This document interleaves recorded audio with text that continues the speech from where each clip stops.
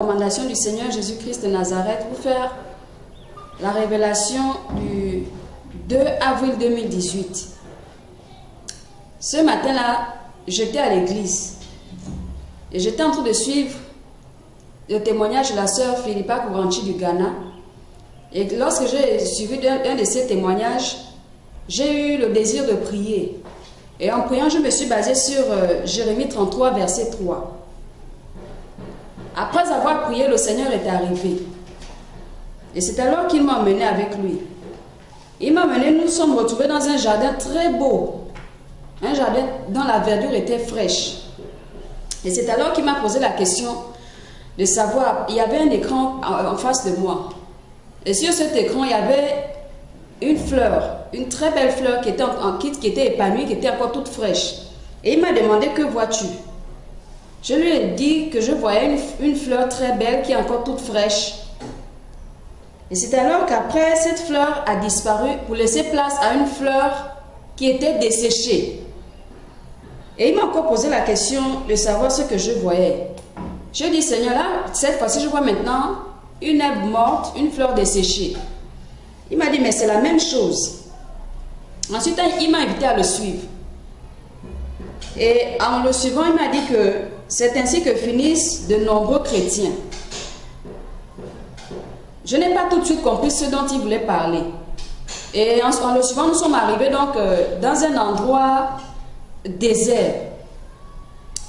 Et nous avons donc quitté ce jardin très beau, très fleuri, pour cet endroit sec. J'ai vu dans cet endroit sec-là, il y avait des arbres. Quand un arbre, c'est du genre, quand il y a un arbre ici, au moins le prochain arbre, c'est au moins à 200 mètres du premier arbre. C'était comme ça, ils étaient distants l'un de l'autre. Et lorsque nous sommes arrivés dans ce désert-là, j'ai remarqué que la terre était vraiment craquelée, était fendue de partout. Il n'y avait pas un seul endroit qui était... cette terre n'était pas vraiment ferme, il n'y avait pas un endroit qui était bien. Et hormis ça, il y avait l'herbe, des souches d'herbe. C'est comme s'il y avait un feu de brousse qui était passé dans ce désert-là. Et il n'y avait même pas un seul insecte qui passait. Aucune mouche, aucun moustique, aucun insecte, rien, aucun oiseau, rien. En fait, ce désert n'avait pas de vie. Et c'est alors que j'ai demandé au Seigneur, mais qu'est-ce que cela représente? Le Seigneur m'a répondu en disant que lorsqu'un être humain l'accepte, en esprit et en vérité, dans son cœur, il vient s'établir avec son royaume. Mais lorsque ce dernier le rejette, l'abandonne, il s'en va avec son royaume et Satan vient s'y établir avec le sien.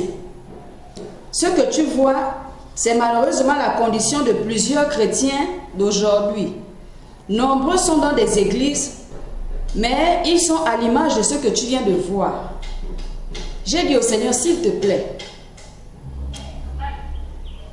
cite-moi les noms de ces églises et aussi les noms des pasteurs ou bien les noms des autres leaders de ces assemblées. Et c'est alors qu'il m'a dit, il a commencé à me citer les noms de certains pasteurs et aussi le nom de certaines églises.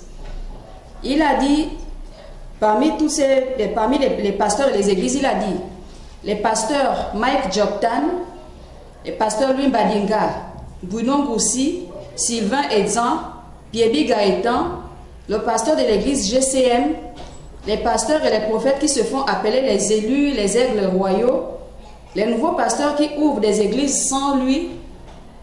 Et ensuite, il a poursuivi en disant, le ministère de la foi chrétienne, le ministère du plein évangile, l'église sainteté divine, l'église La Moisson, l'église La Porte du Ciel, le pasteur Koumouyi, le pasteur Prosper Oye des missionnaires du salut, toutes les églises qui ont laissé entrer le monde chez elles ne m'adorent pas.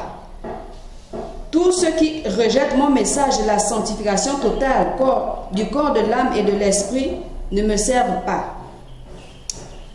Et c'est comme ça qu'il a dit de dire à ses serviteurs de faire attention, de ne pas faire entrer la mondanité dans ces assemblées. Car ils travaillent dur pour les aider pour les garder dans sa sélection. Il a poursuivi en disant, vous devez faire comme lui, Jésus-Christ de Nazareth. Car malheur à quiconque fait partie de sa sélection et ressort. Il ne le fera plus rentrer dans son sein, car sa grâce va à son terme. Qu'il va bientôt nous enlever avec lui. Et ensuite, il m'a dit, viens voir quelque chose. Bien avant ça, il m'a dit, tous les pasteurs dont il vient de citer les noms, et les leaders d'assemblée aussi, de ces leaders d'assemblée-là, et les églises dont il a cité les noms, les leaders de ces églises-là qui se reconnaissent, c'est un appel à la repentance, qu'ils reviennent à lui en toute sincérité de cœur, dans une repentance sincère et authentique, en esprit et en vérité. Et s'il rejette ce message, s'il refuse de revenir à lui, alors que les âmes qui sont dans ces assemblées-là se répandent et quittent ces assemblées. Et c'est alors qu'il m'a demandé de le suivre à nouveau. Donc, il m'a emmené en enfer. Nous sommes arrivés devant un portail qui était léger. Et c'est alors nous sommes rentrés. Nous sommes arrivés dans une section. Dans cette section, j'ai vu un homme enchaîné de cette façon-là, les mains en l'air, et il était debout. Mais en fait, il ne tenait même plus debout, il était fatigué. Mais les mains étaient comme ça, enchaînées avec des grosses chaînes. Les chaînes qui ont des gros bracelets là. C'était des grosses chaînes. Et j'ai vu cet homme-là, il était enchaîné comme ça, il saignait beaucoup. Il saignait vraiment énormément. Et il y avait plusieurs démons en face de lui à quelques mètres qui armaient leur arc et qui tiraient sur lui à n'importe quel endroit de son corps. Et donc lorsque cette flèche le transperçait, ça le transperçait et ça passait en fait. Donc la flèche le transperce et ça passe. C'était comme ça. Donc il se trouvait maintenant percé de tous les côtés, de la tête aux pieds. Il n'y avait pas un endroit sur lui qui était encore bien à voir. Et cet homme-là saignait amèrement. Et après cela, j'ai vu un autre démon grand de taille, au moins d'une vingtaine de mètres comme ça, qui avait un gros poignard qui venait l'enfoncer ça de toutes ses forces. Et ensuite, il l'enlevait avec force. Et quand il enlevait, cet homme-là voyait ses boyaux, ses intestins, tout le contenu de son ventre tomber.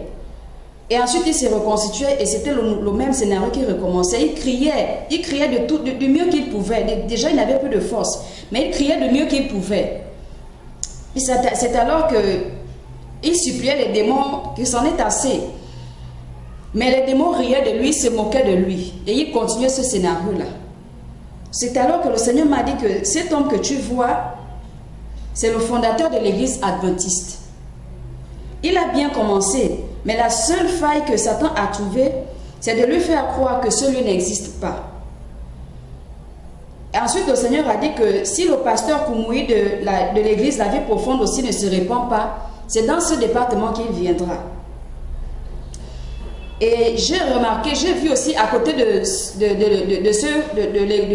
cet homme de Dieu, le fondateur de l'église adventiste en question, qui est en train de subir un enfer, à côté de lui, il y avait Martin Luther King.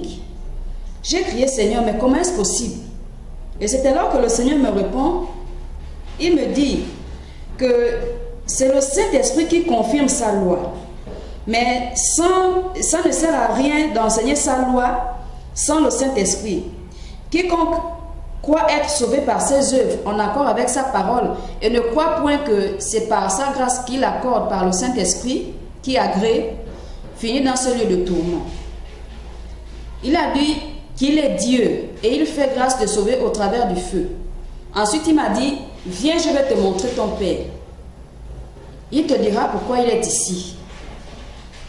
Et c'est alors que le Seigneur m'amène dans un autre département de l'enfer. Dans cette autre section de l'enfer dans laquelle il m'a emmené, j'ai vu mon père qui est mort il y a de cela quelques mois.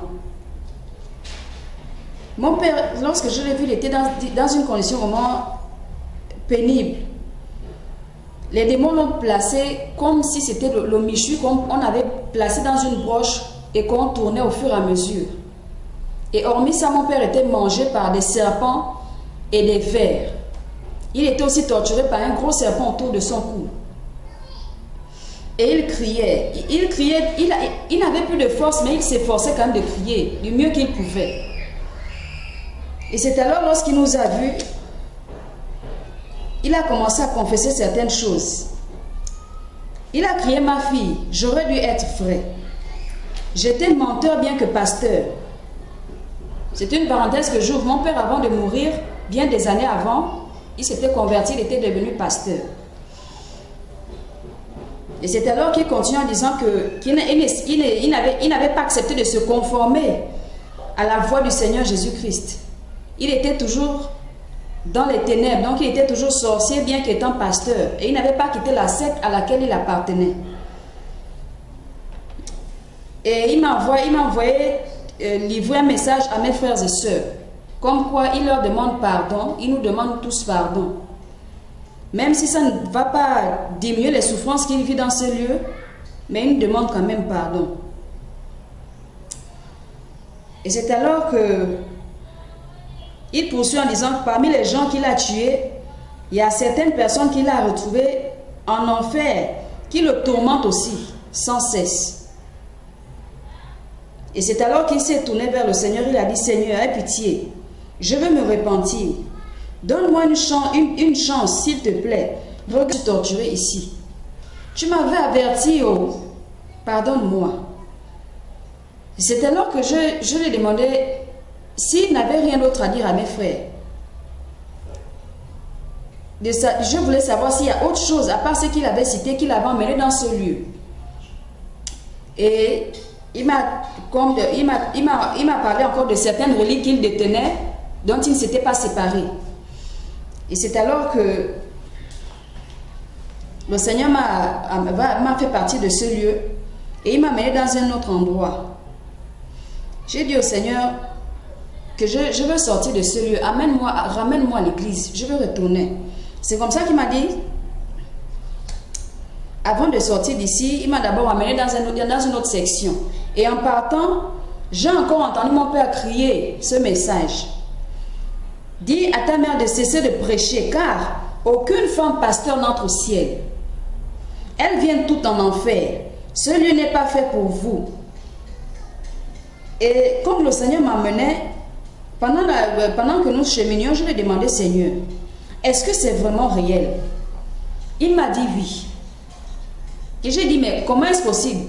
Quelle est cette personne alors, ou bien cette divinité qui appelle ces femmes alors à créer des églises, à se diriger à se comporter comme des hommes, à prêcher sur le pupitre, jusqu'à prêcher même aux hommes, enseigner aux hommes, alors que c'est lui qui me dit encore dans sa parole que la femme ne doit pas enseigner? Comment est-ce possible?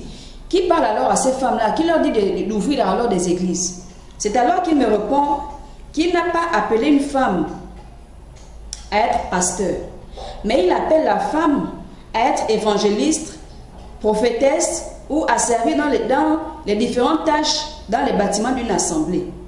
Et tout de suite, Satan commence à les dérouter, et comme le péché mignon de la femme c'est l'insoumission, elle va tout de suite écouter le diable pour la pousser à la rébellion. Plus elle écoute, plus son cœur s'endurcit et elle devient incapable de m'obéir. Satan prend alors les rênes de sa vie et se conduit comme un dieu pour ces femmes. J'ai dit alors: mais comment se fait-il que ces femmes disent que c'est toi, alors que là tu me dis que c'est pas toi qui les appelles à prêcher, à être pasteur? Et c'est alors qu'il me dit qu'il n'est pas un lieu de confusion.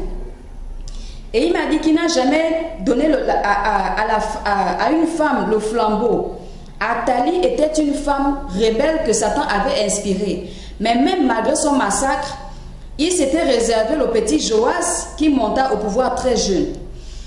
Il poursuit en disant: c'est pour te dire que quand bien même s'il manquerait des hommes, je susciterai un enfant à qui je donnerai le flambeau pour conduire mon peuple en terre sainte. Et c'est alors qu'il m'a ramené à l'église. Et lorsqu'il m'a ramené à l'église, il est parti en me donnant comme instruction de partager cette révélation avec vous.